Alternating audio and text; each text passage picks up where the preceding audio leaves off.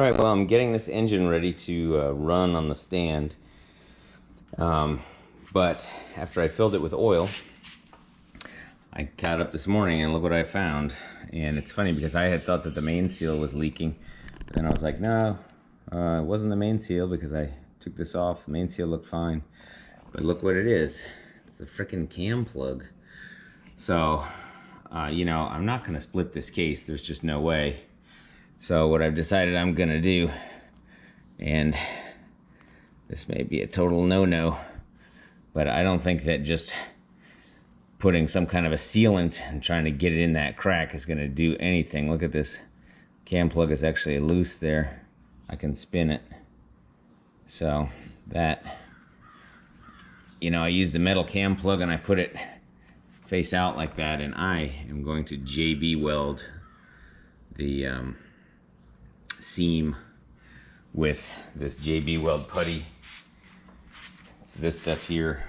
So it's called high heat JB Weld, and my experience with this, so I did over here, I had a crack and I welded this muffler.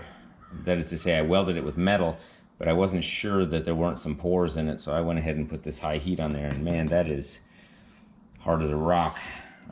So what I'm going to do is I am going to put on some rubber gloves. I'm going to mix up that JB Weld from a with the rubber gloves on, and then I'm going to take some brake clean right here, and I'm going to clean that off real good. So this is the stuff. I'm just going to cut this.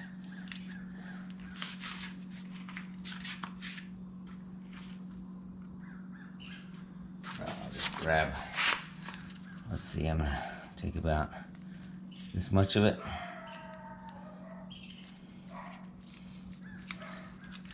I'm just going to start squishing this.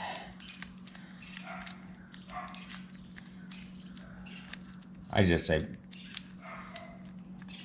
glad I found this, because honestly the oil was leaking into the bell housing of the transaxle, and I thought, hey, it's either the main seal or it's actually transmission oil, gear oil coming through the seal on the where that pinion comes through. And since it doesn't smell differently, you know, that transaxle oil has a different smell, and it is not that. So I knew it wasn't that. Okay, so I'm going to, got this pretty much ready to go. I'm going to spray some brake clean on here a little bit.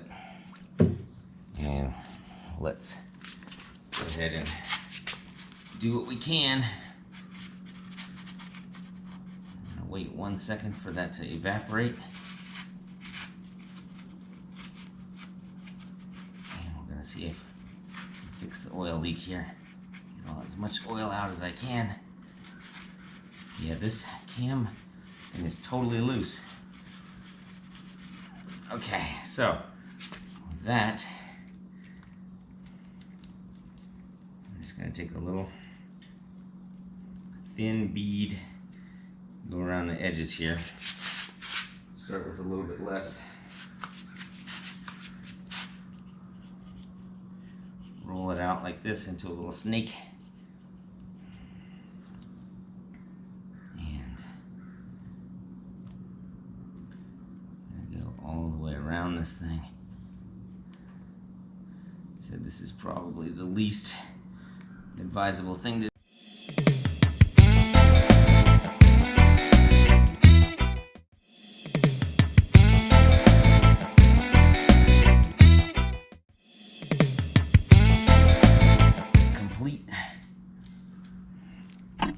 So here's what it looks like in the end.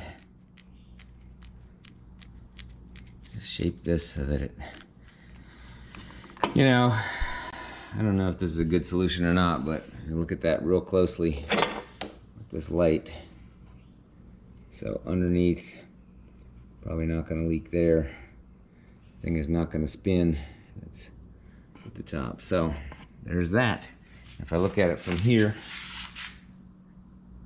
it looks like it shouldn't hit. So, all right, JB welded cam plug. Okay, there's the final JB weld. So I went over it with the high heat putty, and then I just sealed it with a little bit of regular JB weld on the outside.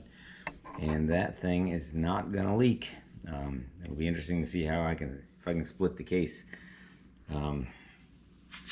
So the other thing I have got is I got my battery for the stand, and I'm charging it with the trickle charger. And I've connected the ground strap.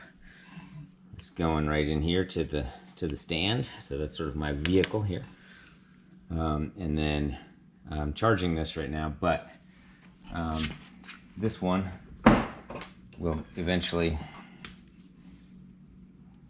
this will go to the starter, and the starter will come back, I guess, to the voltage regulator. I have to read up on the wiring again. And then I have a controller for the start stand.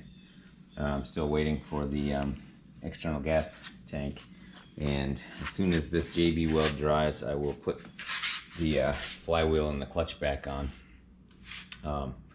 Boy, I've never been happier to have the torque multiplier than I am with finding this leak.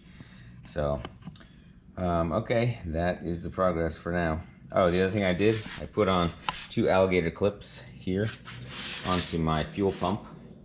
So I'll figure out, that's these alligator clips. I'm going to figure out which is the switched voltage for the I guess, you know, the ground I can already hook in to the ground here, but the switched voltage is going to go to the wherever that goes on the